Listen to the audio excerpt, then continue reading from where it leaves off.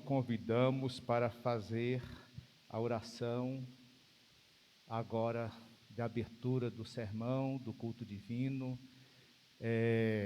Cantanhede é uma pessoa que tem uma experiência linda no cristianismo, com quem eu aprendi muitas coisas que eu não fazia nem ideia, aprendi com ele.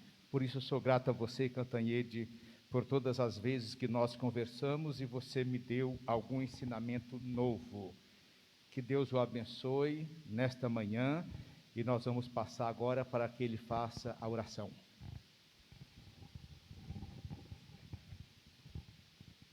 Bom dia, igreja.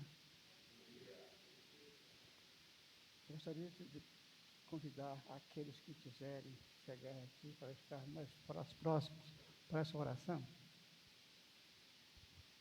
Aqueles que puderem vir aqui mais próximo, venham.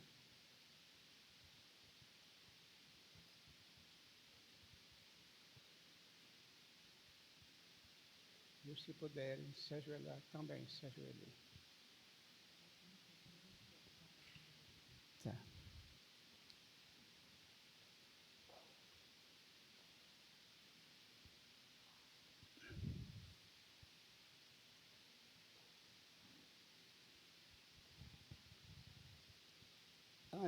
Antes que qualquer um de nós aqui chegássemos, o nosso Deus, o eterno Deus, já estava aqui à espera de cada um de nós.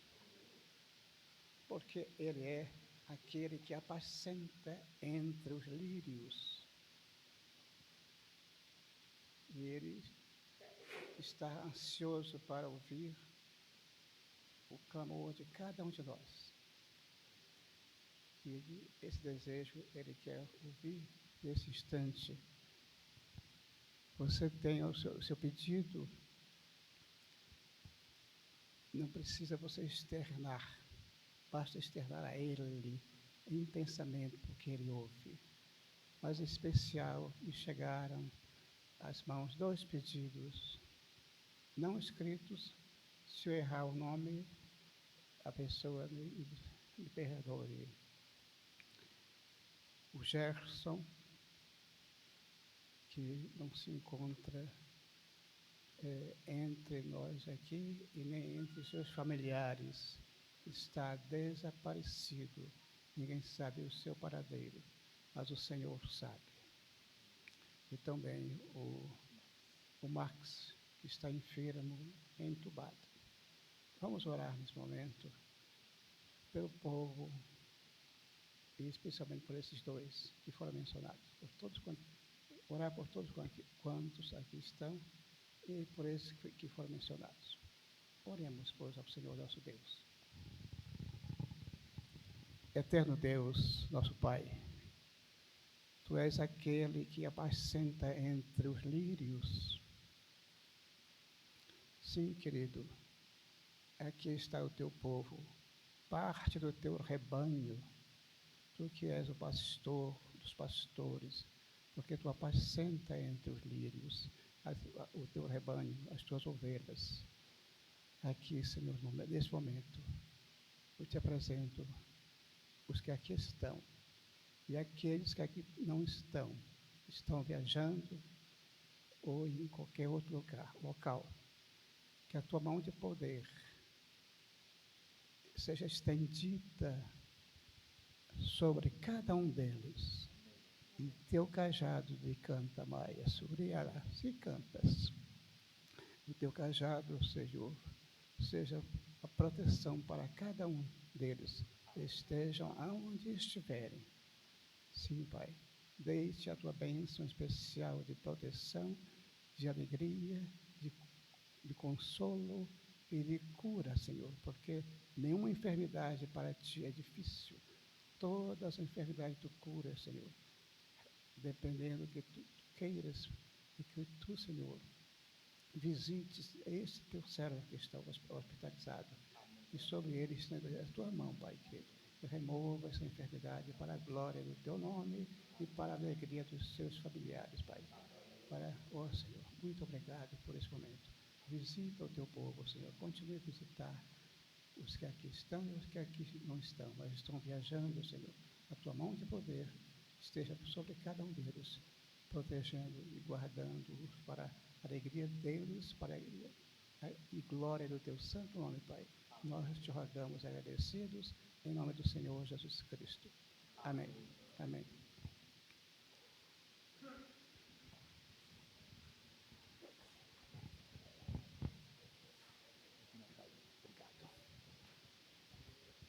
Muito bem, irmãos.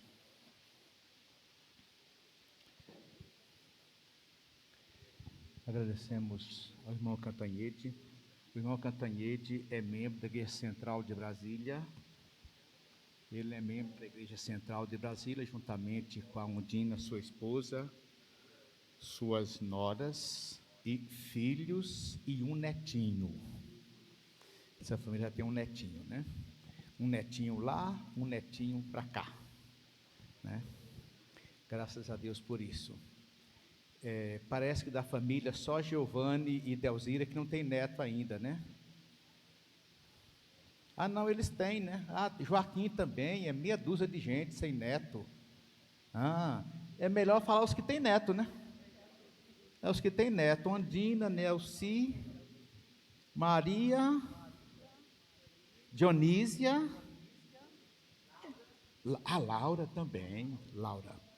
Queridos, louvado seja o nome do Senhor. Como vocês estão vendo, hoje nós procuramos fazer uma representação do Natal. Da cruz e também da volta de Jesus Cristo. Eu não sei quantos de vocês já ouviram o Padre Zezinho contar a história dele, da música que ele fez, Jesus de Nazaré. Já ouviram contar? Que uma vez uma senhora chegou para ele e disse: não gosto da sua música. Qual? Jesus de Nazaré. E ele estranhou, porque é uma música que todo mundo gosta, todo mundo canta, e ele perguntou por quê. E ela disse: porque você deixou Jesus morto. Você deixou Jesus morto. E aí ele fez anos depois, ele fez mais uma estrofe, que agora a música Jesus de Nazaré, do Padre Zezinho, já tem Jesus vivo e voltando. Então é essa a mensagem que quero deixar com vocês todos nessa manhã. Jesus, ao nascer aqui, ao morrer aqui na terra, ao ascender ao céu, ele disse que voltará. E se ele disse, eu acredito, eu confio. E ele de fato haverá de voltar. E precisamos estar prontos para recebê-lo. Por isso, a todos desejamos, em nome da Igreja Adventista Central do Gama, um Feliz Natal a todos. Com a bênção de nosso Deus, o carinho e o abraço dele também.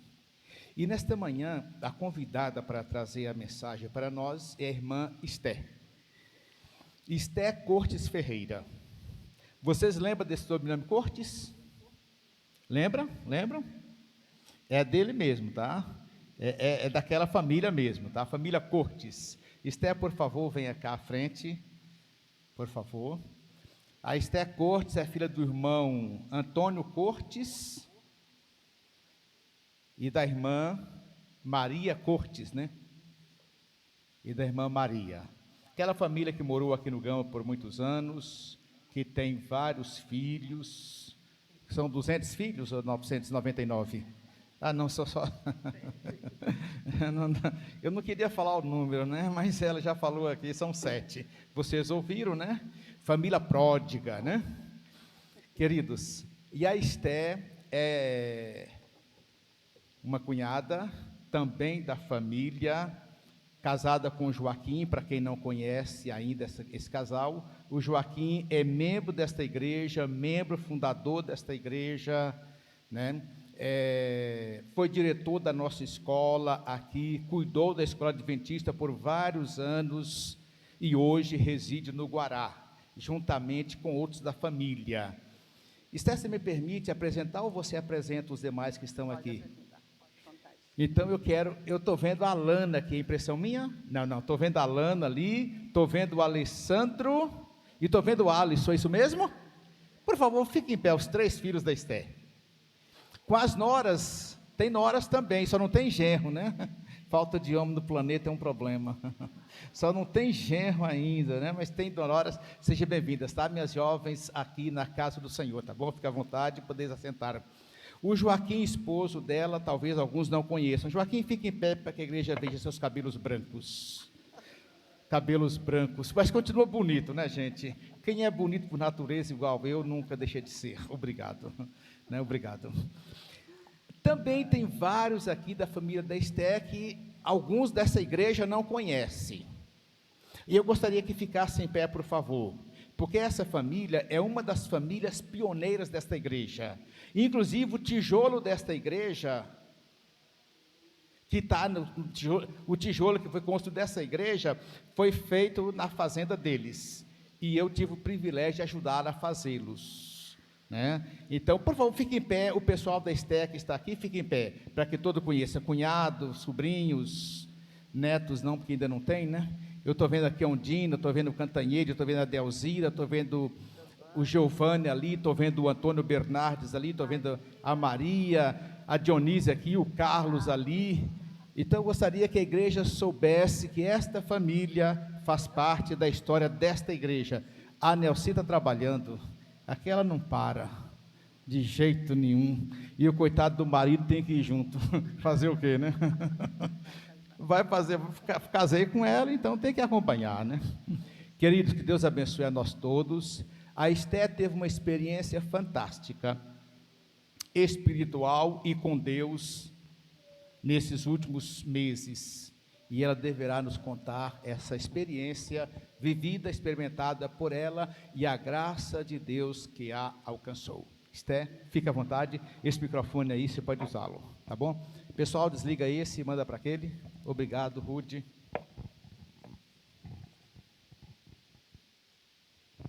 Bom dia, querida igreja. Feliz Natal, feliz sábado. É um prazer muito grande, acompanhado de um nervosismo muito grande, voltar aqui a esta igreja, de forma especial a esse púlpito onde eu preguei pela primeira vez. Eu lembro, foi numa quarta-feira, era um sermão do Departamento de Comunicação, e eu lembro que no sermão eu tinha que falar de alguém, um personagem, eu não lembro agora, alguém que estava despenteado. Irmãos, eu não sei quanto... Eu lembro que a irmã Flores Bela estava aqui, eu lembro. Mas, assim, eu não sei se ela lembra desse fato. Mas, assim, eu me embolei tanto, a palavra despenteado não saiu. E eu começava e... Nossa, foi, assim, uma aflição, era de puro nervosismo. Espero que não aconteça isso hoje. Bom, hoje é Natal. Eu creio que todos aqui tiveram uma linda ceia familiar na noite de ontem. Alguns terão hoje no almoço, né? E a palavra Natal, nascimento, nos lembra algumas coisas. Nos lembra presente, né? Criança, então, fala Natal e ela já fala, mamãe, o que eu vou ganhar? Né?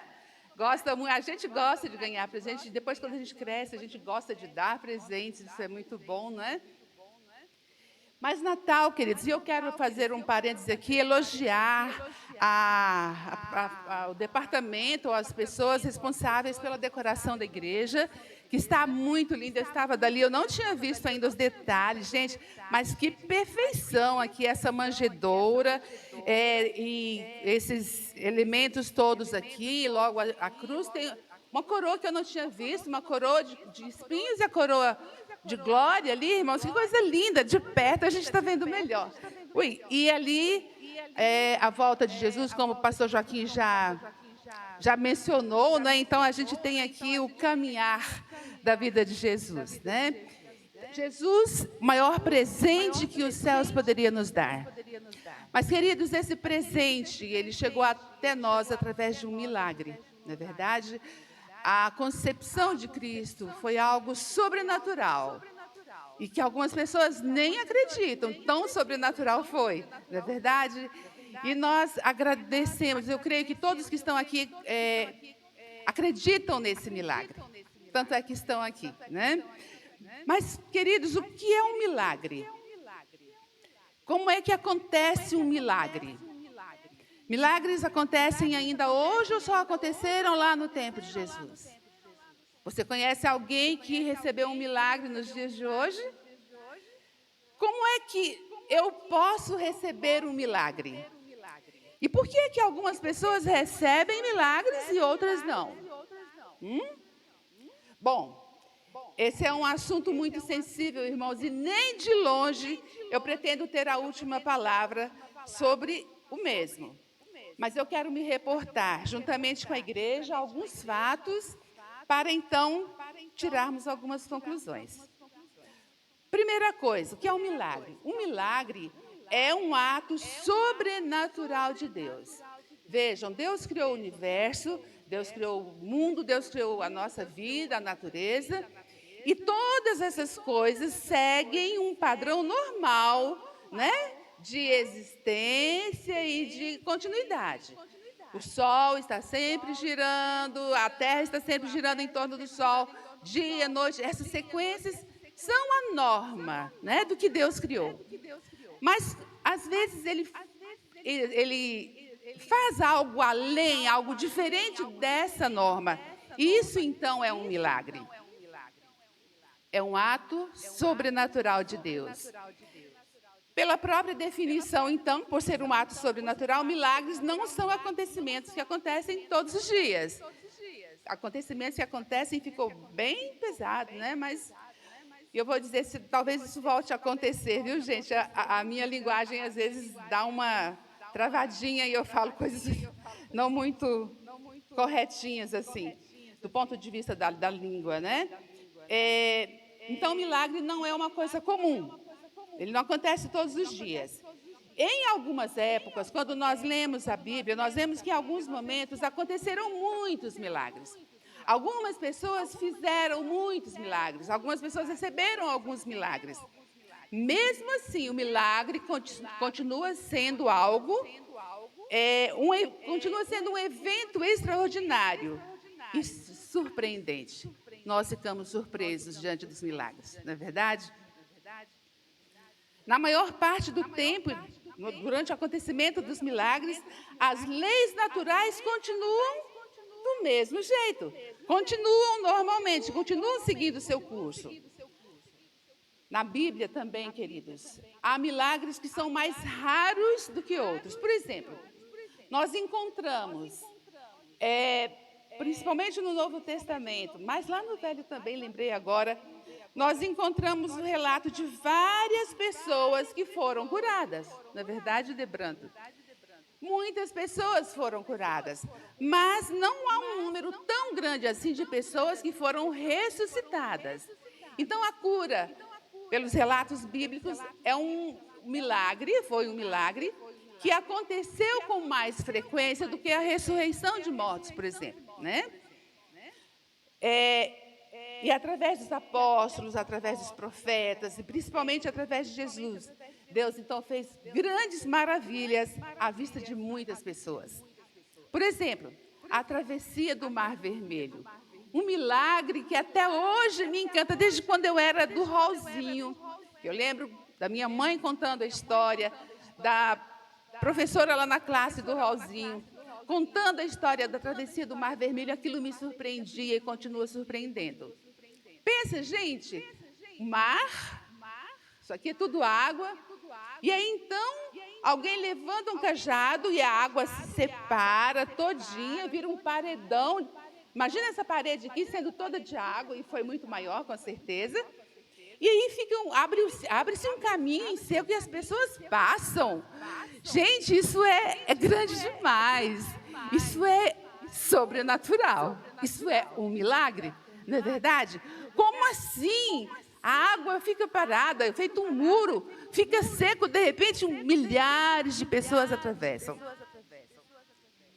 Outro milagre que me encanta até hoje, a queda dos muros de Jericó. Irmãos, como assim? As pessoas marcharam lá, um grupo de pessoas especiais, né? Marcharam em redor da muralha, uma muralha tão grande que tinha casas em cima da muralha. Era uma coisa muito bem construída, muito forte. Eles marcham um dia, 2, 3. No 7º dia, marcham novamente. E o pessoal lá já estava debochando, o pessoal que estava dentro da muralha, né? Estava rindo. Como assim? Que povo bobo! Olha como é que eles pretendem ganhar essa guerra. E, de repente, algumas trombetas são tocadas e aquelas muralhas, elas ruem, elas caem, elas desabam. Irmãos, pensa como isso é grandioso. Nós poderíamos passar a manhã inteira aqui só enumerando milagres que a Bíblia relata, não é verdade? Mas por que esses milagres foram feitos? Também a ressurreição de Lázaro, da filha de Jairo, a multiplicação dos pães e tantos outros, né, irmãos? Por que esses milagres foram realizados? Para que esses milagres serviram? Ou servem? Milagres, irmãos, acontecem, em primeiro lugar, para mostrar o poder de Deus. Em segundo lugar, para livrar e abençoar pessoas. A travessia do Mar Vermelho. Nós vemos esses dois objetivos ao mesmo tempo. O poder de Deus foi grandemente manifestado. E aqueles milhares de pessoas foram libertos, foram protegidos, não é? Milagres também servem para confirmar a mensagem de profetas, licença, irmãos, e de outras pessoas enviadas por Deus. E principalmente milagres serviram e servem para levar pessoas a crerem no Evangelho. Eu peço licença, irmãos, eu tenho uma dificuldade de falar, minha boca começa a ficar seca. E não é muito elegante, mas eu vou ter que, de vez em quando, molhar a minha boca. Eu peço licença dos irmãos.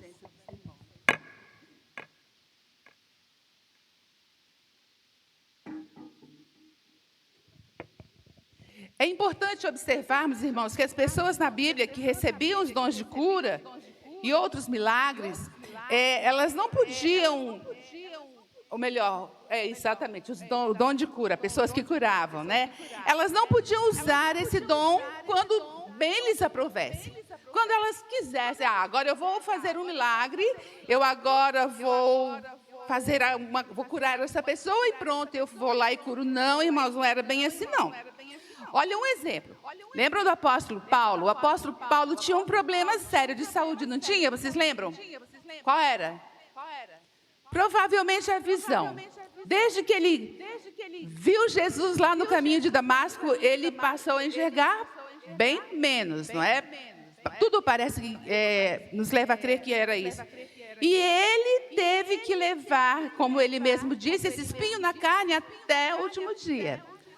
Uma outra pessoa bem próxima de Paulo, o Timóteo, né?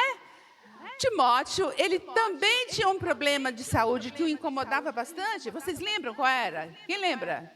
O que Timóteo tinha, gente? Ele tinha um problema no estômago, não é?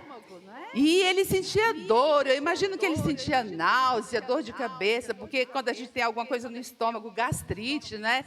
A gente tem esses outros sintomas. E alguns alimentos, a gente tem que tomar muito cuidado com o que come, porque alguns alimentos não nos fazem bem, a gente fica mal. Eu falo isso porque eu tenho gastrite. Ela agora está bem controlada, mas já sofri bastante. Então, Paulo era bem amigo de Timóteo, mas ele não pôde curar Timóteo. Olha só, gente. Então, isso nos leva a crer, nos leva a perceber que esse dom de cura ou a realização de algum milagre, ele depende de alguém mais, não só da pessoa que recebeu o dom ou da pessoa que quer receber, né? Agora, deixa eu perguntar aqui. Na verdade, tudo depende da vontade de Deus, não é isso? E não apenas da nossa vontade. Eu conheço uma pessoa que... Essa pessoa fala assim, ela já falou algumas vezes, o dom que eu mais queria era o dom de curar. Porque eu ia curar todas as pessoas que passassem enfermas diante de mim. E eu fiquei pensando, mas e Deus quer isso? Sei lá, será? Talvez tenha sido por isso que Deus não deu o milagre, né? Não sei. Talvez se ele tivesse, ele entendesse melhor. Mas assim, Jesus curou muitas pessoas, mas Jesus não curou todo mundo que estava doente naquela época. Oxe, o mundo teria ficado, hein?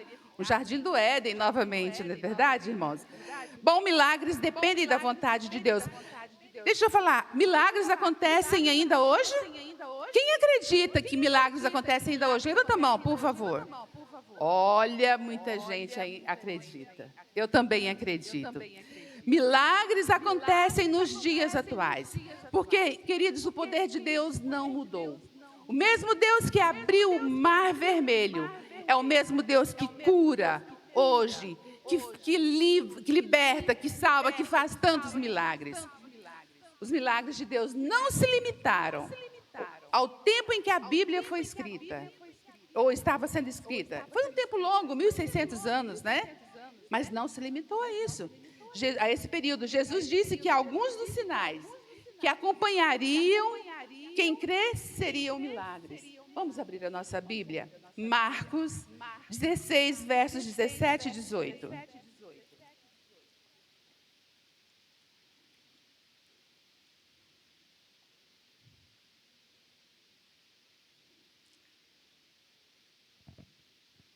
Marcos 16, versos 17 e 18.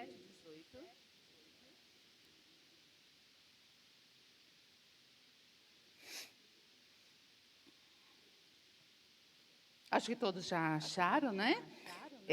Antes de lermos, eu gostaria que curvássemos a fronte para pedirmos a iluminação de Deus, para entendermos com clareza a sua palavra.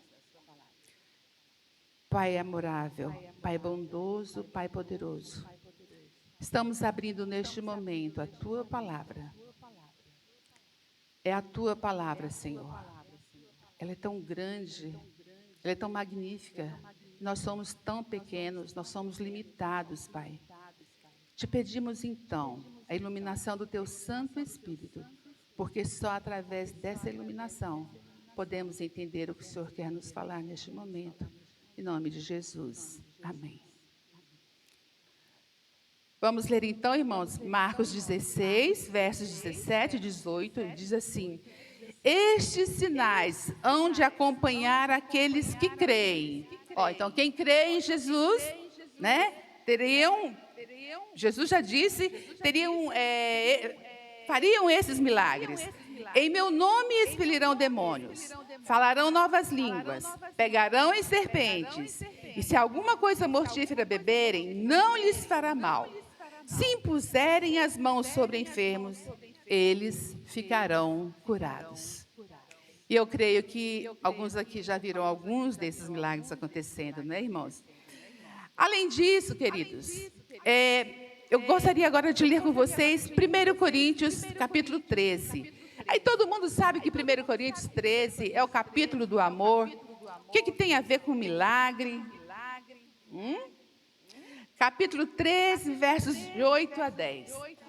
Aqui nesses versos, irmãos, nós vemos que essas coisas, todas que acontecem, que Deus nos deu o poder de realizar, elas vão acontecer até o fim, até o dia da volta de Jesus.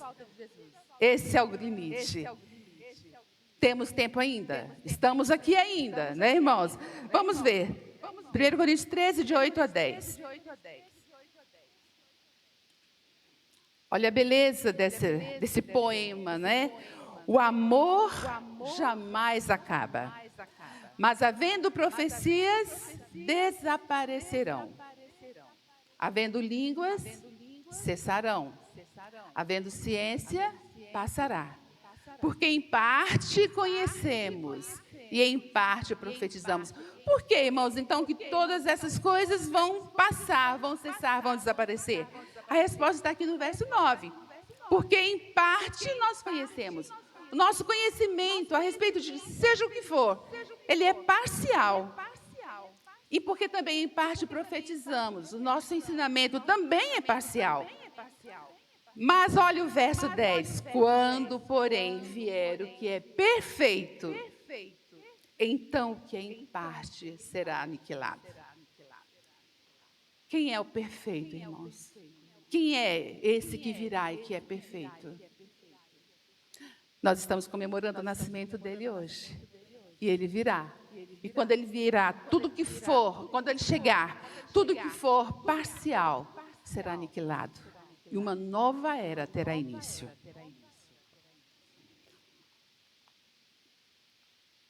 Queridos, os milagres nos deixam encantados, mas eles não são a parte mais importante do Evangelho. Oh, como assim? Não, não são. A mensagem central do Evangelho é a salvação do pecado, é a reconciliação com Deus e a promessa da vida eterna através de Jesus. Isso sim é a parte mais importante. Querer ser cristão, se é que isso acontece, né? Só para receber milagres, não está certo. A função dos milagres, então, é confirmar a mensagem de salvação, fortalecer a fé de algumas pessoas. E o maior milagre, então, é a conversão de um pecador em um santo, pelo poder de Jesus. Bom, então, se é assim, como é que eu posso receber um milagre? Bom, irmãos, a primeira coisa, o fator mais decisivo é a vontade de Deus. O milagre só pode acontecer quando Deus quer. Isso soa um tanto arbitrário, né? Ah, fulano faz quando ele quer. Ah, Deus também só faz quando ele quer. Como assim? Nossa, Deus, que arbitrariedade, né? Ele faz, quer, não quer. Como é que é isso? Irmãos, tudo que Deus quer é para o nosso bem. Quando Ele não quer, porque também não é para o nosso bem. Deus nos ama de uma forma incompreensível, irmãos. E o seu querer visa o nosso bem. O nosso bem-estar aqui nessa terra, mas acima de tudo, visa o nosso bem maior, que é a salvação.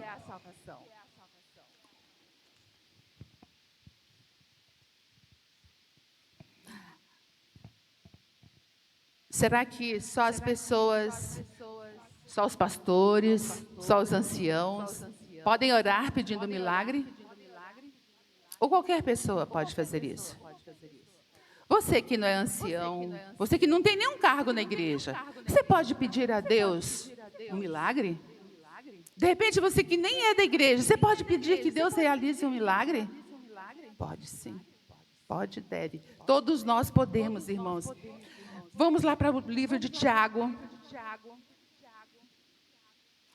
capítulo 5, os versos 14 a 16.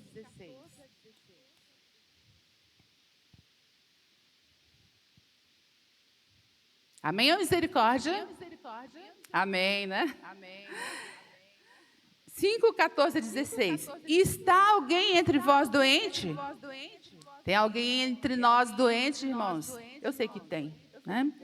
Chame os presbíteros da igreja e estes façam oração sobre ele, ungindo-o com óleo, em nome do Senhor.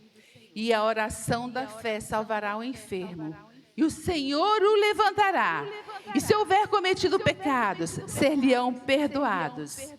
Confessai, olha a importância do verso 16. Confessai, pois, os vossos pecados uns aos outros, e orai uns pelos outros, para serdes curados. Muito pode, por sua eficácia, a súplica do justo. Irmãos, nós devemos confessar os nossos pecados a Deus primeiro, obviamente. Depois, entre nós, o que tivermos feito de errado. E aí, então, nós estaremos em condições de pedir a restauração da saúde ou da vida de alguém. É o que está escrito aqui. E eu acredito nisso piamente. Mas, queridos, será que, então, todo mundo que pede um milagre recebe? Às vezes não. Não é verdade? E será que não receber um milagre é falta de fé? Quem não recebeu um milagre é porque não teve fé? A gente já viu lá o exemplo de Paulo e de Timóteo, né? Paulo, um gigante da fé. Parece que ele era um pouquinho baixinho, né? Mas ele era um homem gigante na fé. Ele pediu a cura para a sua doença e ele não recebeu. Não foi falta de fé, mas algumas vezes é sim. A Bíblia conta 2 vezes que Jesus deixou de fazer milagres porque as pessoas não tiveram fé. Uma vez foi na sua própria cidade. Ele tinha estado fora, ensinando várias parábolas, inclusive, realizou milagres. Daí foi para casa. E quando ele chegou lá na sua casa, na sua cidade, isso está relatado lá em Mateus 13, 17, 57 a 58. Quando ele chegou na sua cidade, ele foi à sinagoga para pregar e ele começou a fazer milagres. E sabe o que aconteceu? Os vizinhos ali, o pessoal, sabe o que eles começaram a falar? Ei, vem cá, quem é esse aí, hein? Esse talzinho aí? Ah, ele não é o filho do José, aquele que mora lá, aqueles que moram lá na esquina da rua tal? Ele não é o filho da Maria? A Maria é nossa conhecida. Então, ele não é irmão da fulana, da ciclana, não é irmão do Tiago e de... Citaram, né? Ué, então como é que ele está fazendo essas coisas aí, hein? Olha só. O que diz a Bíblia? Mateus 13, 57 e 58. A Bíblia diz que... E ficaram escandalizados por causa dele. Irmãos, olha, eles ficaram escandalizados com Jesus. Mas Jesus lhes disse, só em sua própria terra e em sua própria casa é que um profeta não tem honra. E não realizou ali muitos milagres. Por causa de quê? Que diz aí? Por causa da incredulidade deles, não é, irmãos? Nós não podemos acusar um cristão de falta de fé quando ele não recebe o milagre que pediu. Muitas pessoas com uma fé incrível ficaram sem ver o milagre. Isso é porque nem sempre é da vontade de Deus conceder o milagre pedido. Nós temos que olhar para isso de frente. Nem sempre é da vontade de Deus. Lembremos que a vontade de Deus visa sempre o nosso bem, o nosso melhor. Não só o nosso bem, mas o melhor que Ele pode dar para nós. Queridos, eu participo de um grupo, lá na Igreja do Guará, nós temos um grupo de oração, como aqui também, que eu sei. E já várias vezes, desde que o grupo foi fundado, eu já tenho levado o nome de pessoas, principalmente agora, durante essa pandemia, como nós tivemos pessoas para orar, não é verdade? Tenho levado o nome de algumas pessoas, amigos, conhecidos, vizinhos, para que o grupo ore, para que o grupo interceda. E assim, com muita alegria, eu voltei lá nesse grupo depois para falar, irmãos, muito obrigado, fulano saiu do hospital. Fulano não está mais entubado, fulano voltou para casa. Mas, infelizmente, irmãos, eu já tive que voltar lá para dizer que, infelizmente, fulano não resistiu e morreu. Será que o meu grupo orou com fé em alguns momentos e em outros momentos? Não. Com certeza, não foi isso, irmãos, não é essa a situação. Lá em Isaías 55, versos 8 e 9. Olha, se você ainda não marcou esse verso na sua Bíblia, eu aconselho que marque. Ele é muito importante. Isaías 55, versos 8 e 9 diz assim: pois os meus pensamentos não são os pensamentos de vocês, nem os seus caminhos são os meus caminhos. Assim como os céus são mais altos do que a terra, também os meus caminhos são mais altos do que os seus caminhos, e os meus pensamentos mais altos do que os seus pensamentos. Então, irmãos, existe uma dimensão no mundo, no universo, que nós, com a nossa finitude, nós não alcançamos. Nós temos que aceitar isso, irmãos. E temos que nos entregar a esse Deus que às vezes nos diz não também. Ele sabe quando é que um milagre pode acontecer, quando deve acontecer e quando não precisa e quando não deve acontecer. As leis naturais estabelecidas por Deus são a norma. O milagre é algo sobrenatural. É uma bênção muito especial pela qual nós devemos ser muito gratos. Nós não somos merecedores, irmãos. Às vezes, alguma pessoa fala assim, você recebeu esse milagre porque você merece. Não, irmãos, eu não mereço. Nós não somos merecedores. Mas Deus sabe o fim desde o princípio. E Ele sempre opera movido pelo seu amor. Irmãos, pode esquecer de tudo que eu falei e vou falar, mas não esqueça disso. Deus sabe o fim desde o princípio. E Ele opera movido pelo seu amor. Não há uma outra coisa. É pelo seu amor. E esse amor gera sempre o nosso bem, ainda que nós não entendamos. E às vezes, queridos, Deus faz milagres sem a gente pedir. A gente está falando aqui de pedir, de fé, e às vezes Deus faz milagres que a gente nem imagina que foi alvo daquilo. Isso acontece também, não é verdade? Bom, não sei se vocês concordam comigo, mas eu tenho certeza que é verdade. E eu gostaria de contar um pouco da história de uma pequena menina. Uma menina magrinha, de aparência não muito boa, não era das melhores aparências. Mas essa menina foi alvo de alguns milagres de Deus. Eu gostaria de compartilhar isso com vocês. Eu não sei se nós já temos projeção ou não. Não temos. Nós não teremos projeção. Ok, vamos sem projeção.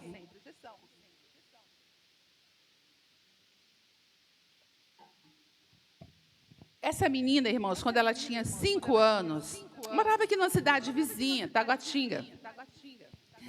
Ela, ao voltar da igreja num sábado, ela era adventista, pequenininha já. Ao voltar da igreja num sábado, com a mãe, o pai, 2 irmãos menores, a família não tinha dinheiro para que todos pegassem o ônibus. Quem pagava a passagem era só o pai e a mãe, na verdade. Os outros não, era um bebê, um menininho de 2 anos e ela com 5 aninhos. Passava todo mundo, né? Mas o pai não tinha dinheiro para pagar a passagem dos dois, dele e da esposa. Então foi feita a opção, ela iria com as crianças de ônibus e ele iria a pé. Era longe, não era muito perto. Bom, então, depois de esperar algum tempo, a família entrou num ônibus bem antigo, irmãos, bem antigo. Eu gostaria de mostrar para vocês aqui, mas não vai ser possível. E aí eu vou contar com a capacidade de cada um de imaginar, né? Nós temos essa capacidade. E então, a mãe e aquelas 3 crianças entraram num ônibus bem antigo mesmo. Esse ônibus tinha uma característica, bem assim, do lado do cobrador, tinha eu não me lembro agora o nome, mas uma coisa que protegia. Era um ferro, e daí tinha vidro, e ficava muito perto da porta. E aí, então, o que aconteceu? A mãe entrou com aqueles meninos todos, e ela, com dificuldade, passou a roleta com o bebezinho no colo, e com aquela criancinha de 2 anos. A menina ficou do outro lado, segurando a sacola de fraldas e mamadeiras e etc. E assim, não tinha lugar para ninguém sentar, mas como ela era miudinha, ela se esgueirou e ficou ali entre a perna da mulher que estava sentada nesse lugar, pertinho da porta, e essa proteção de vidro com ferro. Ao parar, na próxima parada, para entrar mais gente naquele ônibus que já estava apinhado, aquela menina de apenas 5 anos, curiosa, criança curiosa. Heloísa tem quantos anos já? Tem 6. Pouquinho mais novinha do que Heloísa. Ela sabe o que ela fez, Heloísa? Você não vai fazer isso, tá? Ela colocou a cabeça para fora, assim. Né? Dava para colocar, porque aquela proteção era bem em cima do degrau ali. E ela esticou, então, e colocou a cabeça para fora. E as pessoas entraram, e o motorista, que não estava vendo nada direito, coitado, ele fechou a porta. A porta era de sanfona, né? Fechou a porta ali e a menina ficou com a cabeça para fora, irmãos. Ela não tinha condições de falar nem nada, mas se levou alguns segundos até que aquela mulher sentada ali, onde a menina estava também, percebeu e ela começou a falar: motorista, motorista, abre a porta. A menina ficou com a cabeça para fora. E o motorista ignorou e tocou viagem. E as outras pessoas, ao verem aquilo, ficaram desesperadas. E algumas tentavam tirar a menina, puxando-a pelo ombro. E isso só aumentava o seu sofrimento. Veja, ela estava com o pescoço preso e alguém puxava aqui por trás. Bom, quando a mãe percebeu o que estava acontecendo, ela entrou em desespero. Mas, coitada, ela estava do outro lado da roleta, com uma criancinha de colo, 3, 4 meses, e com um menino de 2 anos. Ela não tinha o que fazer, ela só gritava desesperada: para, motorista, minha filha vai morrer. E, queridos, aquela menina passou realmente uma situação muito difícil, porque o ônibus passava muito perto dos postes daquela rua, daquele asfalto. Por pouco, ela não teve a cabeça esmagada num daqueles postes. O seu cabelo, que era comprido, roçava nos postes quando passava. O motorista só parou na parada seguinte. Não foi muito tempo, não foi 1 hora de viagem, mas o suficiente para aquela menina ficar algumas horas sem condições de falar, com a garganta muito machucada, o pescocinho roxo. Você pode pensar: ela teve sorte, né? Que menina sortuda, né? Podia ter tido a cabeça esmagada, mas não teve. Irmãos, eu prefiro acreditar que foi um milagre. Eu prefiro. Alguém mais pensa assim? Ok, tem alguém que pensa que é sorte. Mas tudo bem, vou respeitar o seu direito. Aí, Heloísa, ela fez 6 anos. Estava agora do seu tamanho, da sua idade. Só não era tão bonitinha assim quanto você. E novamente, num sábado, tudo no sábado, né? A mãe levou-a à casa de uma família. Morava lá em Taguatinga também. E levou-a, ela estava com 6 aninhos, o irmãozinho com 3, e tinha um novo bebê na família. Oh, glória! Tinha um novo bebê na família. E ela levou, então, esses 3, e mais uma sobrinha, que já tinha 13, 14 anos, mais ou menos, e foram fazer uma visita a uma família, uma outra família, no sábado à tarde. Programa de adventista, né? E, queridos, passaram a tarde lá e tinha várias outras crianças. Brincaram, se divertiram. E enquanto os adultos conversavam, passaram ali momentos muito aprazíveis. Até que a mãe falou: nossa, o sábado está acabando, gente, vai anoitecer. E eu com esses meninos, vamos embora. E ajuntou tudo, e mamadeira, e fralda, e sacola, e sobrinha, e filhos, e foram de volta para casa, dessa vez a pé, não tinha ônibus. E assim, a cidade era pouco iluminada. Só tinha luz nas avenidas principais, onde passava carro. Desculpa, irmãos, não tinha luz. Naquele trecho, pelo menos, não tinha luz. E assim, a mãe, a sobrinha e as 3 crianças iam andando na calçada, assim, bem pertinho do asfalto, para aproveitar a luz do farol dos carros que iam e vinham. E não eram muitos também. Até que, num momento, a sobrinha, a mocinha, segurava a mão da menina, a mão do irmão, e a mãe ia carregando o bebê e a sacola. Até que, num momento, irmãos, num momento de plena escuridão, quando não tinha carro indo nem vindo, aquela mocinha gritou: tia, a fulana sumiu. E a mãe falou: como assim sumiu? Como, você não está segurando a mão da menina? Eu estava, tia, eu soltei um pouquinho, mas ela não está aqui. Ela sumiu. E a mãe desesperada, E olhava para um lado, para o outro, e até que veio um carro, mas não adiantou, olhava e não viu a menina.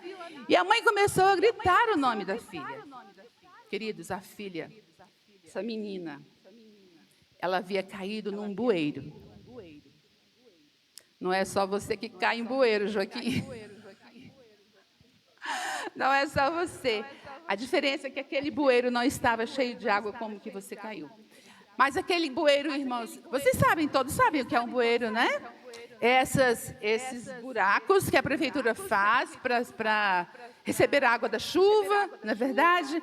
Tem essas tampas de ferro, mas o que acontece? Tem muita gente que vai lá e arranca as tampas de ferro, não é? E os bueiros ficam abertos. E foi o que aconteceu. Era época de verão, verão não, mas não tinha chuva, não tinha chovido. E não tinha água, mas tinha muitos pedaços de madeira, irmãos. Madeira grossa, madeira fina, de todo jeito. E aquela menina caiu naquele lugar. E depois do susto que ela levou, ela conseguiu então gritar: mamãe, mamãe! E pelo som, a mãe então percebeu que a filha estava ali naquele buraco. Se debruçou e com dificuldade alcançou a mãozinha daquela menina. Que bom que ela era levezinha. Bom, você pode pensar, mas que menina zarada. Uma hora prende o pescoço, agora cai no bueiro. E outros podem pensar, nossa, que menina de sorte, né? Tem o pescoço preso, cai no bueiro e não morreu, não aconteceu nada. Irmãos, não aconteceu. Ela poderia ter sido empalada ali, naquele bueiro. Tão grande era a quantidade de madeira que existia ali. Mas ela sofreu apenas alguns arranhões nas pernas. Apenas isso. Eu continuo achando que foi mais um milagre que aconteceu na vida dela. Eu vou contar só mais um, porque eu sei que vocês estão cansados já. Mas eu vou contar só mais um. Agora ela já tinha 7 anos. Olha só. 7 anos, gente. Estudava na escola de Taguatinga. Alguém aqui conhece a escola de Taguatinga? Alguém aqui já estudou ou trabalhou lá? Já. Tem estudantes, tem gente que trabalhou lá, professor, tesoureiro e outras funções, não é verdade? Muito bem, ela estudava lá na escola de Taguatinga. Estava no primeiro ano, primeira série, que falava naquela época. E então, estudava tarde. Numa tarde, ela aceitou a carona do vovô de uma amiguinha. Eram vizinhos, moravam na mesma rua. E então, a coleguinha chamou: ei, vamos com a gente, o vovô chegou. E ela, toda faceira, entrou naquele carro. Era um Gordini, irmãos. Era um Gordini. Gente, Gordini, eu acho que eu falei em alemão para algumas pessoas aqui, né? Alguns jovenzinhos. Explica depois, Marcos, para o seu filho o que é um Gordini. Ou você também não sabe? Gente, o Marcos não conheceu o Gordini. Então, machão, né? Era o outro nome do Gordini. O Gordini parecia um Fusca achatadinho. Fusca todo mundo conhece. Bem achatadinho, menorzinho, mas era um hit, né? E era um Gordini vinho, da cor vinho, olha só. E então, aquela menina que... O papai não tinha carro, então quando ela podia entrar no carro, era uma alegria, era uma festa, ganhar uma carona de alguém. E ali naquela pista, em frente à escola de Taguatinga, eles entraram, as duas entraram no carro e tinham que voltar no sentido Vila Dimas. E aquele vovô, então,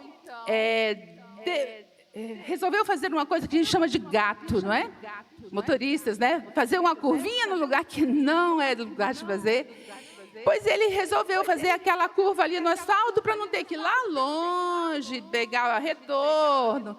Ele fez aquela curvinha rápida ali, e nessa rapidez, a nossa menina voou para o asfalto. Ela estava sem cinto de segurança e a porta não estava bem fechada.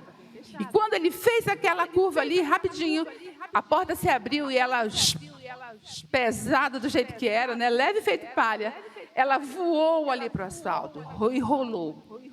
Queridos, os carros que iam e vinham naquele asfalto, agora não, ali só, em frente a Sandu só vem para o lado de cá.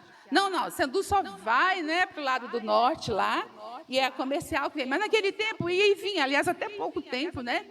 Ia e vinha ali no mesmo asfalto. Os carros pararam todos a tempo de não passar por cima daquela menina. Aquela menina magrinha, miúda.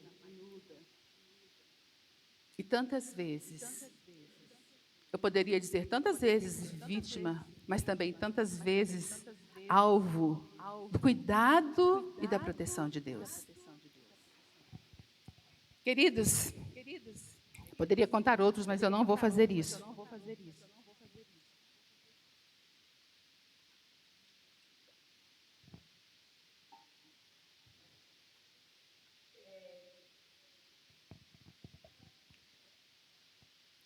Apesar de todas essas e outras situações, essa menina cresceu. Ela fez 10, 12, 13 anos. Com 13 anos, queridos, ela mudou para o Gama. Ela cresceu um pouquinho mais, casou, teve filhos. Hoje, essa menina é uma idosa que recentemente recebeu mais um grande milagre das mãos de Deus. Essa menina está bem aqui na frente de vocês. Sou eu, irmãos. No ano passado, em junho do ano passado, eu tive uma crise, irmãos, que eu pensava que fosse labirintite. Todos os sintomas de labirintite. O mundo rodava quando eu levantava, muita náusea, muita dor de cabeça, visão turva, labirintite. Estávamos em plena pandemia e tinha, assim, aquela recomendação da Secretaria de Saúde que só fosse ao hospital quem tivesse sintomas de Covid. Eu não tinha sintomas de Covid, mas eu estava muito, muito mal. Comprei alguns remédios e comecei a tomar em casa. Mas o meu filho, o Alessandro, quando eu falei com ele, ele falou: mãe, dá um jeito e vai no hospital. Não fique em casa. E assim, pela graça e misericórdia, isso foi numa sexta-noite. Na segunda de manhã, eu liguei para o hospital e consegui, irmãos, consulta para a mesma manhã. Puxa, que felicidade. Fui, com muita dificuldade, porque se tem uma coisa difícil para quem está com labirintite, é andar de carro. Outra pessoa dirigindo, então. Gente, o mundo roda, é horrível. Não desejo essa sensação para ninguém. Fui para o hospital. Cheguei lá, um bom médico, um bom otorrino, me fez todos os exames e pediu outros tantos exames. Passou um remédio para começar a aliviar aqueles sintomas. E foi realmente muito bom. Mas quando eu levei os resultados dos exames, ele falou: dona Esther, a senhora não tem nada de labirintite. Ai, que coisa chata quando a gente vai no médico e ele fala assim: você não tem nada. Ô, senhor, então por que eu estou assim? Bom, não tinha nada de labirintite. E ele falou: vou pedir mais um exame. E ele pediu, então, uma ressonância magnética. Eu fiz a ressonância e ele, então... A ressonância mostrou, então, irmãos, que eu tinha uma grande mancha no meu cérebro. Era do tamanho de 4 azeitonas enfileiradas. Eu acho grande para estar dentro da cabeça. Eu achei muito grande. E ele falou: mas era ainda o otorrino. Ele falou assim: olha, eu quero uma tomografia para ontem. Vai marcar e, se puder, faça hoje. E aconteceu assim. Consegui fazer a tomografia no mesmo dia. Dia seguinte ou 2 dias depois, não lembro, a gente levou o resultado e o médico olhou e falou assim: dona Esther, eu quero que a senhora procure um neurocirurgião, assim, o mais rápido possível. E aí começou, irmãos, um capítulo que eu não vou contar, é muito grande. Mas, quando finalmente eu cheguei às mãos da pessoa que Deus queria que eu chegasse, Dr. Luiz Cláudio, acho que o maior cirurgião de Brasília, eu acho, ou um dos melhores. E então, ao analisar detalhadamente, minuciosamente, aquelas imagens, ele começou então a me dizer o que tinha. Primeiro ele foi eliminando, não é isso, não é isso, não é isso, não é isso. Tudo leva a crer que a senhora tem um cordoma de clivos. O que é isso?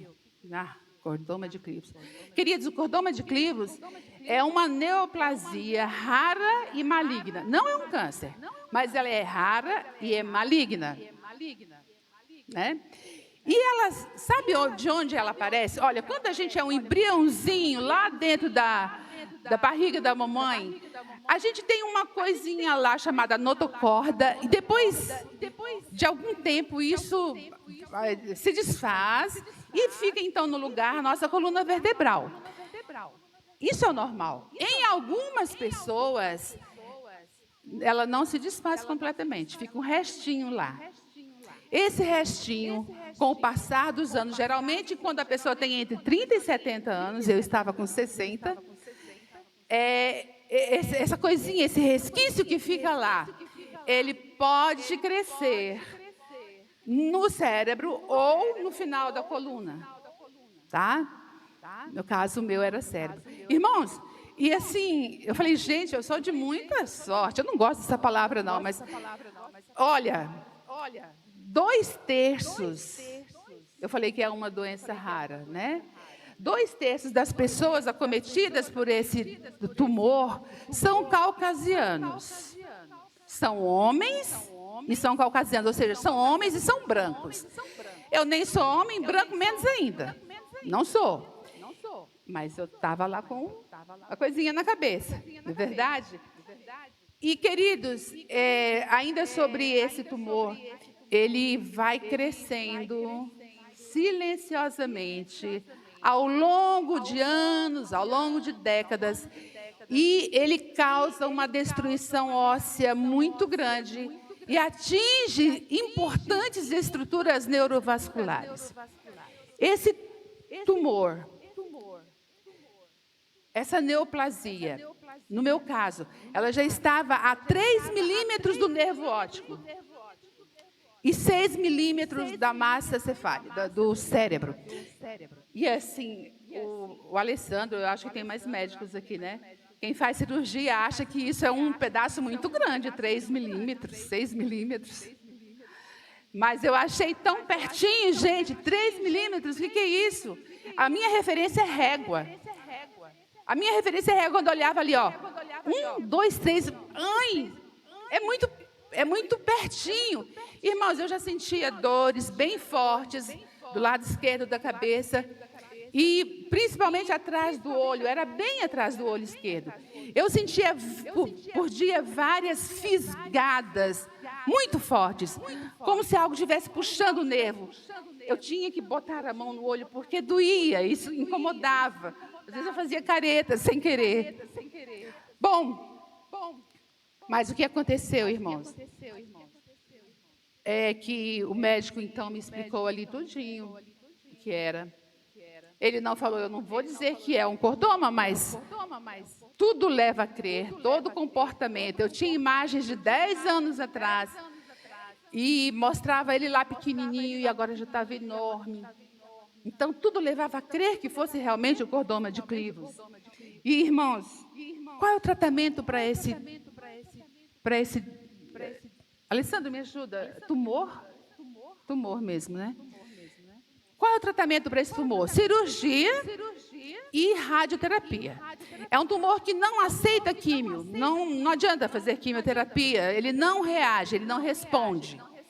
Então, assim, é cortar e tentar fazer a radioterapia, que também não é garantia. Os médicos usam, mas não é garantia de cura. E assim, depois de 3, 4 anos, esse tumor volta a crescer. Só que ele não volta a crescer devagarzinho, ele volta a crescer numa velocidade maior. Pode-se repetir a cirurgia, fazer uma segunda cirurgia. Ele pode voltar dentro de 2 anos a crescer. E aí não se faz mais cirurgia, porque ele tem um crescimento exacerbado. E o médico me explicou tudo isso, irmãos. E ele falou assim, olha, nós vamos fazer uma cirurgia por intersecção nasal. Nós vamos quebrar a sua... Como é que chama essa paredinha que divide aqui as narinas? Ele falou, nós vamos acabar, nós vamos destruir, vamos então tirar pelo nariz tudo que for possível. E aí depois, e ele falou, e não vai ser muita coisa, em torno de 30%, no máximo. 20, 25, 30, uma boa perspectiva. E depois então, dona Esther, que a senhora ficar boa dessa cirurgia, nós vamos então fazer uma cirurgia de crânio aberto para tirar o restante do tumor. E aí depois, então, a gente começa com a radioterapia. E ele me explicou tudo isso, irmãos, e eu estou ali, pacientemente, quietinha, ouvindo. E Joaquim também. Esse meu marido, gente, como ele cuidou de mim. Ele sempre foi cuidador, mas nesse momento ele foi...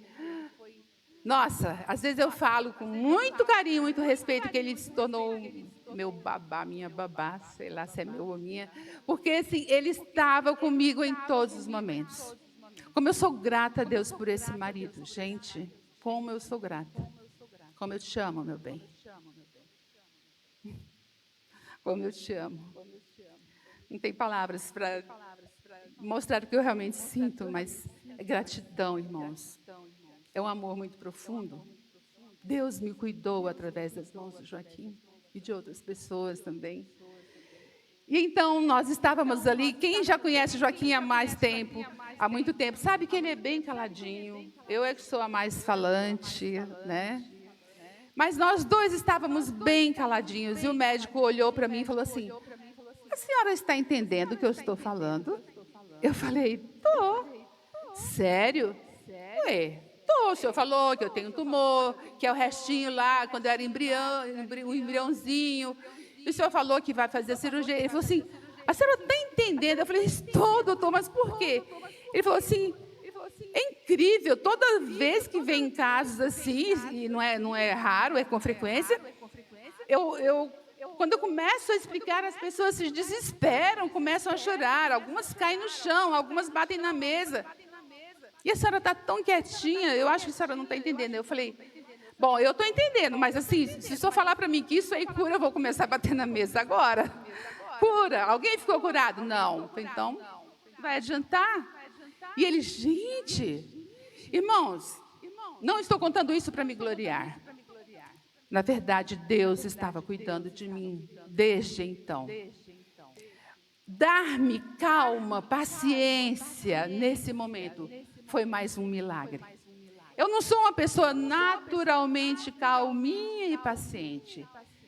Eu sou mais, como minha mãe dizia, eu sou mais pinga-fogo. Eu sou mais agitadinha, né? Mas naquele momento, eu estava entendendo, irmãos, qual era a minha situação. Perfeitamente. Mas Deus me deu uma calma tão grande. E 2 dias depois, até então nós não tínhamos contado para ninguém, nem os nossos filhos sabiam. Já tinha junho, agosto, setembro, outubro, já tinha 3 meses que a gente estava andando nisso, em volta disso, e nós tínhamos resolvido que só contaríamos para a família quando nós tivéssemos certeza do que era. Então, no dia 15 de outubro foi quando eu postei um vídeo contando, e várias pessoas aqui receberam, a família, alguns amigos, conhecidos, né? E 2 dias depois eu estava em casa, parece que a ficha começou a cair, e eu estava assim com uma ansiedade muito grande. Estava deitada, lendo, recostada, lendo a Bíblia, fazendo reavivados. E nós estávamos, irmãos, no livro de Isaías, outubro do ano passado. Eu estava lendo Isaías, já li o livro de Isaías várias vezes, né? Um livro de muitas promessas, né? E eu gosto muito do livro de Isaías. Estava lendo o livro de Isaías. Quando era o capítulo 30, eu não sei se eu estava um pouquinho adiantada ou um pouquinho atrasada, não era o dia, Mas Deus quis que fosse aquele dia. E eu estava lendo o capítulo 30 de Isaías, quando de repente meus olhos bateram num versículo. E eu li assim, e voltei, falei, como é que é? Peraí. Li novamente, eu falei, Senhor, o Senhor está falando comigo. E eu li novamente. Eu falei, Deus está falando comigo. Deus só pode estar falando comigo. Eu alcancei ali uma caneta e sublinhei. Depois eu peguei um lápis verde, colori, bem forte, está aqui para quem quiser ver. Irmãos, o que está escrito em Isaías capítulo 30, verso 15? Olha, irmãos, marca isso daí também na sua Bíblia. Pinta isso daí de verde. Verde não é a cor da esperança? Olha, irmãos, Isaías 30, versículo 15. Amém? Está escrito assim. Porque assim diz o Senhor Deus, o Santo de Israel. Em vos converterdes e em sossegardes está a vossa salvação. Na tranquilidade, eu não sei o que diz aí na sua Bíblia, mas Deus quis que eu estivesse com essa versão, porque Ele precisava me dizer isso, e eu precisava saber disso. Diz assim, na tranquilidade e na confiança está a vossa força. Irmãos, parece que flutuei assim. Eu falei, então Deus quer que eu fique tranquila. Então eu tenho um diagnóstico de um tumor, uma neoplasia rara, maligna, que volta e que acaba, no final das contas, matando mesmo. Mas Deus quer que eu fique tranquila, Ele quer que eu fique sossegada, Ele quer que eu tenha confiança. Tá bom, Senhor, se é assim que o Senhor quer, assim será. Queridos, é incrível, irmãos, é incrível. Eu sinto emoção muito forte quando eu lembro desses momentos, porque a partir dali, irmãos, eu me mantive, Deus me manteve em perfeita calma. Em nenhum momento eu fiquei desesperada, em nenhum momento eu falei, Senhor, por que eu? Logo eu? Não é que faço? Não, irmãos, eu não perguntei por que eu. Até porque se eu fosse perguntar por que eu ia ter que perguntar, Senhor, por que eu? Por que o Senhor deu o Joaquim para ser meu marido? Por que o Senhor me deu 3 filhos lindos, saudáveis, inteligentes? Por que o Senhor me deu uma família tão especial? Eu ia ter que perguntar tudo isso. Não fazia sentido. Então não perguntei. Eu só falei, Senhor, o Senhor quer que eu fique calma? Eu vou ficar. Quer que eu fique tranquila? Tudo bem, eu vou ficar. Irmãos, nunca perdi uma noite de sono por causa disso. Nunca. Graças a Deus. Graças a Deus. Bom, eu comecei então os preparos. Porque, irmãos, eu tinha certeza que Deus estava cuidando de tudo. Eu tinha certeza que Deus estava comigo, que era Ele que estava acalmando o meu coração. Mas em nenhum momento Deus me falou assim, você vai ser curada. Em nenhum momento eu tive a impressão, a sensação, a certeza. Algumas pessoas chegavam para mim e diziam, eu não tinha, de que eu ia sair viva da mesa de cirurgia. Mas eu sabia que eu tinha que ficar calma. Acontecesse o que acontecesse. Que fosse para a vida, que fosse para a morte. Naquele caminhar, Deus queria a minha calma e a minha confiança. Aleluia, não é, irmãos? E então, por não saber o que ia acontecer, sabe o que eu fiz? Eu falei, bom, eu vou me preparar para o pior. E sabe o que eu fiz? Eu contratei uma empresa. Coisa de mulher, viu, gente? Coisa de mulher isso. Eu contratei uma empresa para fazer uma faxina na minha casa. Eu não queria a faxina de uma faxineira, eu queria uma limpeza total. 2 dias, 6 pessoas estiveram lá em casa, sabe, fazendo aquela limpeza assim, até de tudo, sabe? Arrastando tudo, limpando tudo, lavando o teto, lavando lâmpadas, limpando lustres e tudo, irmãos. Agora a minha casa está limpinha. Agora, eu falei para o Joaquim, olha, se eu morrer, você pode receber as pessoas sem problema. A casa está super limpa, como nunca esteve antes. E ele falava, deixa de falar bobeira. Eu não achava bobeira, irmãos, de jeito nenhum. Eu achava que aquilo era muito sério. E era, foi. A outra coisa que eu fiz foi, peguei meus boletos e extrato de cartão e adiantei o pagamento também de tudo, antecipei as quitações todas. Eu não quero deixar nada para ninguém pagar. Deixa eu acertar tudo aqui. E se eu morrer, eu não quero que ninguém fale que a Esther morreu sem pagar uma dívida. Deus me livre. Tudo isso já era bem finalzinho do ano passado. E aí, quando eu achei que eu tinha feito o que eu deveria fazer, eu então chamei o pastor Wagner, pastor da minha igreja. Ele trabalhou aqui no Distrito do Gama, acho que no setor oeste, né? Pastor Wagner, um homem de Deus, um homem de oração, irmãos. E eu falei, pastor Wagner, eu gostaria que o senhor fizesse a minha unção. Irmãos, eu não estava acamada, eu trabalhei até final de outubro, eu estava andando, resolvendo, eu não estava dirigindo, porque o Joaquim não deixava. Como o médico falou que eu corria o risco de ter convulsões, então ele não deixou que eu pegasse o carro mais. Faz pouco tempo que eu voltei a dirigir. E eu estava bem, mas eu queria ser ungida. Geralmente, a unção é feita em pessoas que estão em situação de saúde bem precária. Não é verdade? Quem aqui já acompanhou unção sabe disso. Geralmente, a família é quem chama para fazer a unção. E a pessoa está sempre muito mal. Geralmente, alguns dias depois, a pessoa morre. E eu acompanhei uma unção, irmãos. O irmão morreu, acho que 7, 8 dias depois. Ele estava realmente muito mal, muito. E assim, eu acho que ele não estava nem sabendo o que estava acontecendo ali. Ele estava sentindo muitas dores. Eu tenho a impressão que ele não tinha muita noção do que estava acontecendo ali em volta dele. E eu falei, eu quero ser ungida enquanto eu ainda sou dona do meu nariz. Eu nem era, né? Mas enquanto eu posso fazer alguma coisa para Deus, eu quero ser ungida. Eu quero ser dedicada novamente a Deus. Eu fui dedicada quando eu nasci. Eu fui dedicada no dia do meu batismo. E eu quero ser dedicada agora para fazer a vontade de Deus. Eu não sei quantos dias eu terei de vida. Nem sei se terei vida depois dessa cirurgia. Mas eu quero, enquanto eu posso, eu quero ser dedicada completamente ao serviço de Deus. E eu falei, pastor, o senhor pode fazer a minha unção? E ele, claro, irmão. E essa unção essa cerimônia foi então marcada para o dia 14 de janeiro, daqui a pouco faz um ano, né?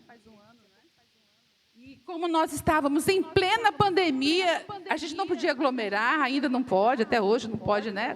Tudo tem que ser com muito cuidado, mas em dezembro do ano passado estava muito pior, estava no auge, morrendo 2.000 pessoas por dia no Brasil, né? Só de Covid, aquela coisa horrorosa. Então, reuniões eram altamente desaconselhadas. Então, nós fizemos uma reunião simples em casa e compartilhamos pelo Zoom com a nossa família e com algumas pessoas mais próximas, mais chegadas, alguns amigos, algumas pessoas da igreja. Irmãos, eu falei para o pastor, eu quero que a gente cante. Eu não quero que fique uma coisa triste, eu quero que tenha música.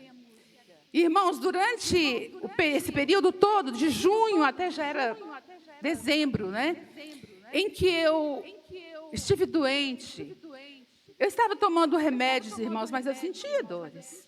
Eu sentia dores fortes na cabeça, tipo pontadas, fisgadas muito fortes no olho, muito mesmo. E na hora, às vezes passava rápido e às vezes aquilo persistia.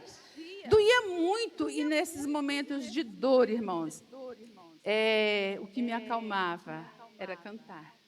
E quando eu não conseguia cantar, eu ligava lá no YouTube e eu ia cantando o que eu dava conta. Às vezes as lágrimas desciam quentes do meu olho.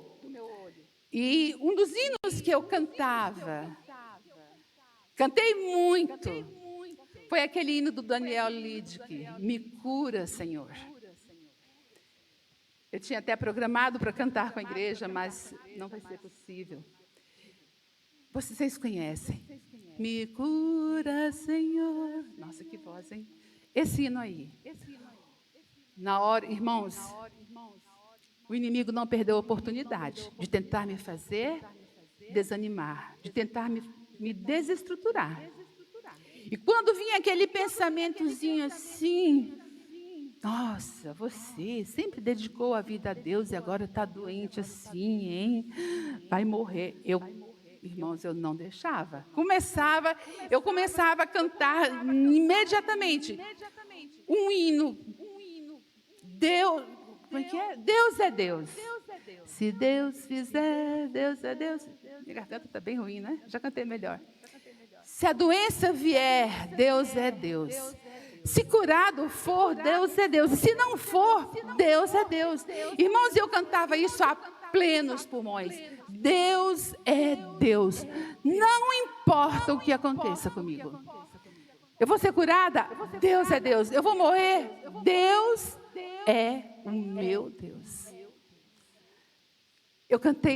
Nós cantamos esse hino muitas vezes em casa.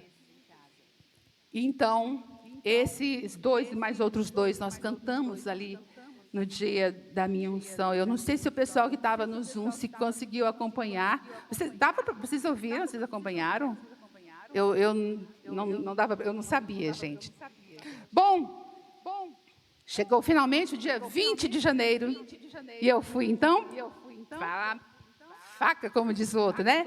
Fui para a cirurgia. E fiz essa cirurgia, uma cirurgia um pouquinho demorada, 5 ou 6 horas de cirurgia. E, graças a Deus, saí da mesa de cirurgia, saí do centro cirúrgico, fui para a UTI, acompanhamento normal. Mas, irmãos, o meu pós-operatório foi extremamente difícil. Eu não tive alergia, não é reação alérgica, mas assim, alguns remédios que eu tinha que tomar me faziam muito mal. Ao estômago, então, era uma coisa absurda. E eu comecei, então, a não comer mais. Os remédios que iam no meu estômago voltavam. Água, irmãos, eu não estava conseguindo tomar. Ainda bem que tinha soro. Eu sentia muita dor no estômago, mais até do que na cirurgia. Da cirurgia, o que me incomodava, porque me tamparam o nariz por 7 dias e eu tive que aprender a respirar pela boca. E eu não sabia respirar pela boca. E eu, de vez em quando, fazia... Estava sufocando, era muito difícil. Quando queria falar alguma coisa, era pior ainda, né? Mas, assim, meu estômago, meu intestino, irmãos, virou uma coisa terrível. E eu comecei, a perspectiva de voltar para casa começou a ficar distante.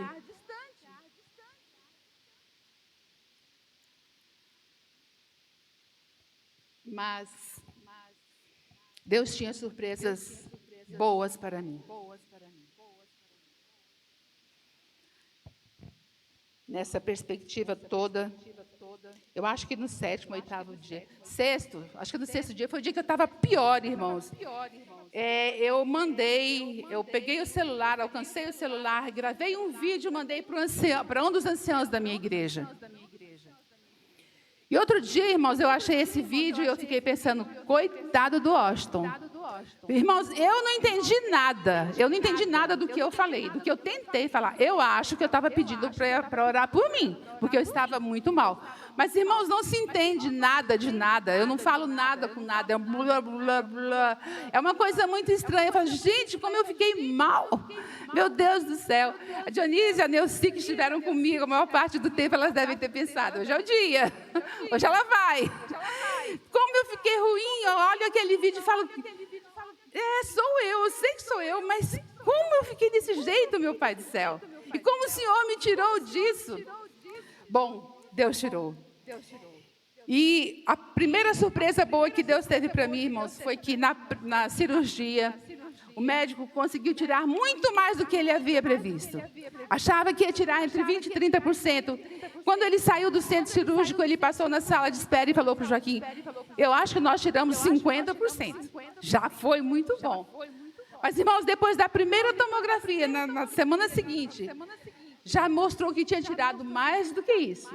Um mês depois, ele constatou que tinha tirado 80%.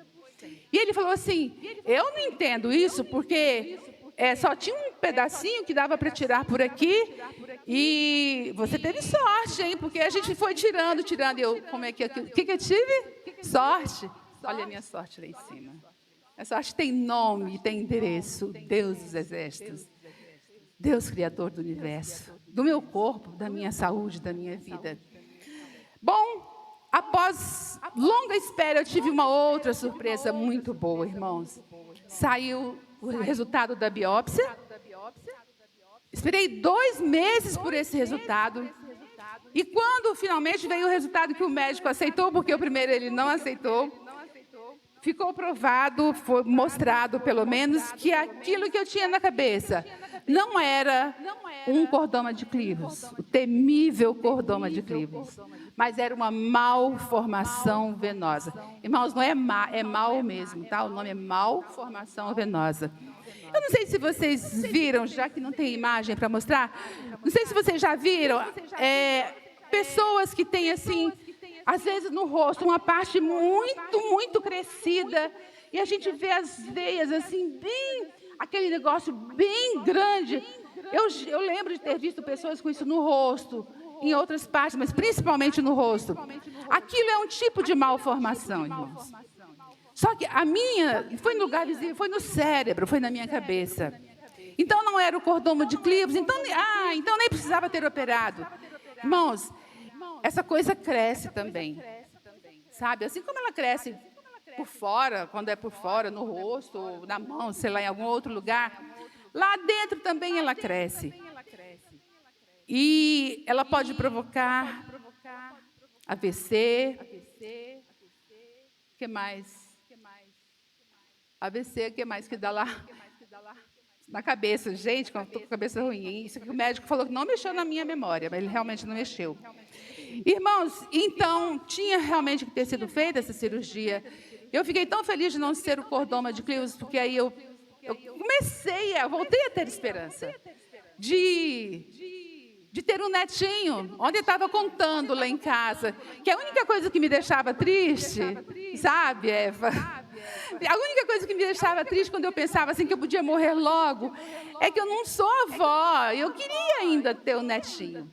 E quando eu soube que não era malformação venosa, eu falei, agora vovó Esther vai entrar em cena, quer dizer, vai depender de outras pessoas, né? Mas eu voltei a ter esperança, viu, Andina, de ter um netinho. Andina vibra com o neto. Qual é a avó que não vibra com o neto? Não é verdade? Ou com os netos. E então, irmãos, quando eu soube disso, eu voltei a fazer cursos, estou tentando empreender. Mas, irmãos, não era só isso.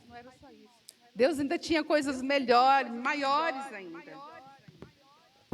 Como o médico tirou 80%, ficaram ainda 20%, não é? Do tumor, da lesão, não era agora tumor, era uma lesão. E ela podia ser necessário fazer a cirurgia de crânio aberto para retirar esse restante. Mas eu estava em processo de cura, de cicatrização da primeira cirurgia.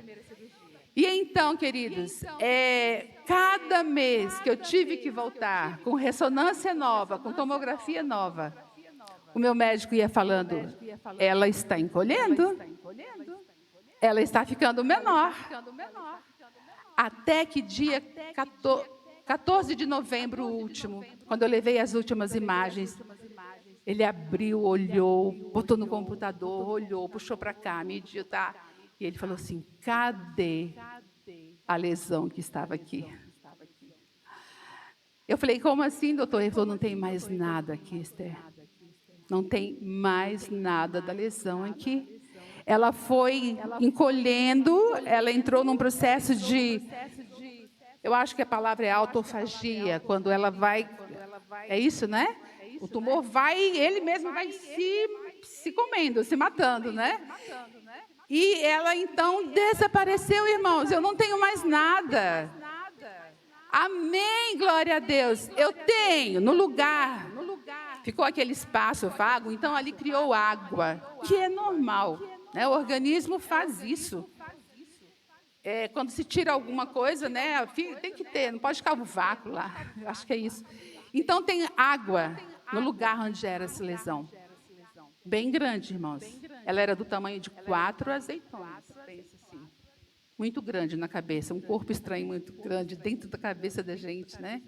Mas hoje eu não tenho nada, eu tenho essa aguinha. E eu falei para o médico, então eu estou de alta do senhor, né? Ele falou, não, a gente vai ter que acompanhar. Eu falei, tá, vamos ter que acompanhar.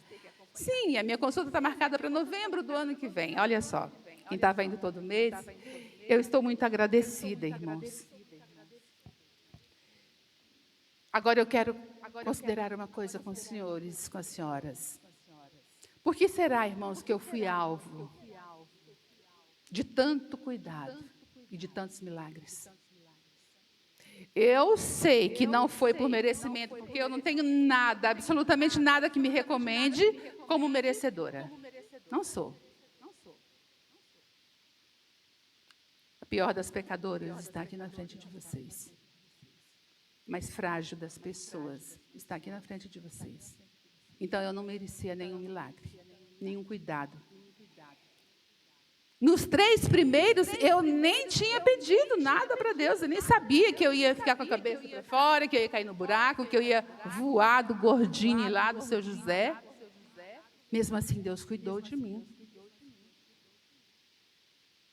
Mas nesse último milagre, eu sei que tinha centenas de pessoas orando por mim. E eu acredito piamente que o Senhor nosso Deus ouviu essas orações. E é por isso que eu estou aqui hoje. Amém. Eu sei que se vocês estivessem sem máscaras, esse amém ia ser bem forte. A máscara tampa, né? Queridos, a minha vida é de gratidão. A palavra que me resume é gratidão. Eu gostaria de saber, quando eu estava entrando hoje aqui, tinha uma recepcionista muito bonita, inclusive, com a roupa da recepção muito bonita ali. E ela cumprimentou, me desejou feliz sábado. Ela deu uma olhadinha e falou assim, você é Esther? Sim. Nossa, eu orei por você. Cadê essa moça que falou ali comigo? Olha lá atrás. Qual é o seu nome? Priscila? Cristina. Então, Cristina, você me conhecia antes? Então nós não nos conhecíamos antes, né? Mesmo assim, a Cristina orou por mim. Gente, eu sei que não foi só a Cristina, eu posso ver a mão de quem orou por mim durante esse período. Gente, foi a igreja toda, a igreja do Gama. Nossa, Senhor, muito obrigada. Muito obrigada. Se alguém nunca tinha visto um milagre, pode saber que vocês estão vendo um milagre aqui na frente de vocês. Agora, por que Deus fez esse milagre, irmãos? E quando eu estava lá no período pré-operatório, né? E assim, que eu cantava e tudo, eu pensava, por que Deus vai me curar? Eu já sou uma velha, eu já tenho 60 anos, eu vou fazer o que para Deus? Não tenho mais o que fazer. Tá bom, já casei, já tive meus filhos, já estão formados e bem encaminhados e bem casados, graças a Deus. O que tem para eu fazer mais? Deus não vai me curar.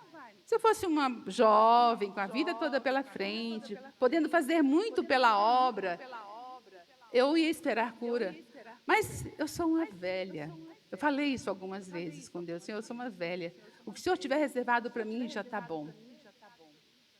Mas, queridos, contradizendo essa minha, não sei, falta de fé, de esperança, ou sei lá, de qualquer coisa, Deus me deu a cura. E eu estou aqui. Por quê, irmãos? Eu sou tão idosa. Quando eu preguei lá na igreja do Guará, depois um irmão veio e falou assim, Marlon, o nome dele, você se esqueceu que Moisés foi chamado com 80 anos e você que está ainda com 60? Presta atenção. E eu, nossa, é mesmo, né? Mas quem disse que eu sou Moisés? Não tenho o que Moisés tinha. E uma outra irmã veio e falou assim, você disse que não sabe por que Deus te curou? Eu sei, ela disse. Deus te curou para que você conte isso para outras pessoas. Outras pessoas precisam ouvir isso. Irmãos, eu não sei quanto tempo eu ainda terei de vida, mas talvez a pessoa que precisasse ouvir isso esteja aqui neste sábado. Não sei, Deus sabe. E eu quero, irmãos, agradecer a vocês todos que oraram por mim, do fundo do meu coração. Ao meu marido, mais uma vez, eu não canso de agradecer a esse homem, não posso cansar. E agradecer também de uma maneira muito carinhosa, muito especial, as minhas cunhadas, as irmãs do meu marido, que estiveram comigo, a Dionísia, a Neuci não voltou, né? Ah, tá aí, cunhada, tá ouvindo tudo, hein? E as outras, essas duas estiveram comigo ali no hospital, irmãos, me vendo numa situação deplorável. Deusira também foi, bem no dia, Deusira foi me buscar, né, Deusira? Cheguei lá, cheguei não. Deusira chegou, o médico chegou com a alta. Eu falei, gente, ela veio me buscar. Que ótimo, graças a Deus. Irmãos, e não foi só no hospital que essas meninas cuidaram de mim. Quando eu cheguei em casa, eu desaprendi, o meu organismo desaprendeu de comer tudo que eu gostava de comer. Sabe, tudo que eu comia antes estava com mau cheiro, não estava, eu achava. Eu não gostava do cheiro, eu não gostava do sabor. Terrível, irmãos. E aí, novamente elas entraram em cena. Eu falei, eu estou querendo comer aquela comidinha que a minha sogra fazia. Não era mãe, irmãos, era verdade. Eu lembrava, sim, eu salivava. E aí, Dionísia foi novamente lá com o Carlos, fazer comidinha para mim. Depois o Neuci com o Joaquim foram lá novamente fazer comidinha para mim. Gente, que gratidão, que carinho. Esse carinho, com certeza, me ajudou a ficar de pé e estar aqui hoje. Bênçãos infinitas, tsunamis de bênçãos na vida de vocês, por tudo que fizeram por mim. Eu realmente, como aquele hino diz, eu não consigo entender o que o Senhor vê em mim, Senhor. Não sei. Eu sei que eu não sou o que eu devia ser, mas só Tu, com amor, me limpas do meu mal. E esse amor é que me ajuda a seguir. Um milagre, Senhor, um milagre eu sou. Queridos, porque Deus fez tudo isso por mim? Eu só tenho uma resposta. Deus ainda tem algo para eu fazer. Talvez, eu não sei ainda, eu não tenho certeza ainda, mas eu tenho a impressão que deve ser algo relacionado à salvação de alguém, quem sabe? Pode ser que Deus tenha me preservado, porque a minha história pode redundar na salvação de alguém, ainda que seja de uma pessoa ou de duas. E eu não quero, Senhor, te decepcionar de maneira nenhuma. Irmãos, eu gostaria que vocês continuassem orando por mim, para que Deus me mostre o seu querer, para que eu tenha essa disposição, todos os dias da minha vida, de fazer aquilo que Ele quer que eu faça. Que eu tenha coragem, se precisar de coragem, que eu tenha o dinheiro, se for dinheiro, que eu tenha coragem, sei lá, não sei o que eu vou precisar, mas eu quero que Deus me mostre, eu quero ser. Ele escolheu esse vaso tão frágil para operar o milagre, para dar vida e cura. Eu não quero decepcionar ao meu Senhor. Amém, irmãos. Que Deus nos abençoe. Que Deus te cure, que Deus te liberte. Que Deus cure as pessoas enfermas dessa igreja. Que Deus derrame uma bênção muito grande. Coloque a mão na vida do Max. Eu lembro do Max quando era pequenininho. Ele era pequenininho aqui, correndo, a gente marchando ali no clube de desbravadores. Que Deus tenha uma bênção para ele e para a família toda. E que isso redunde, irmãos, na salvação de muitas almas para o reino de Cristo. Porque nós não temos outro motivo de estarmos aqui, a não ser esse, de nos prepararmos para a breve vinda de Jesus. Amém.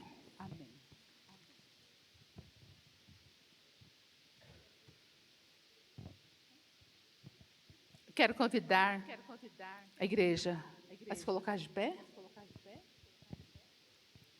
para nós orarmos.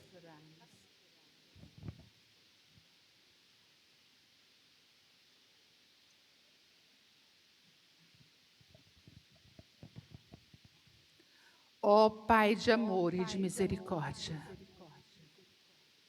Deus grande em poder, Criador do universo e de todas as hostes celestes, mas que se digna olhar para nós tão pequenos e nos conceder bênçãos, nos conceder milagres que nós nem merecemos, Senhor Deus.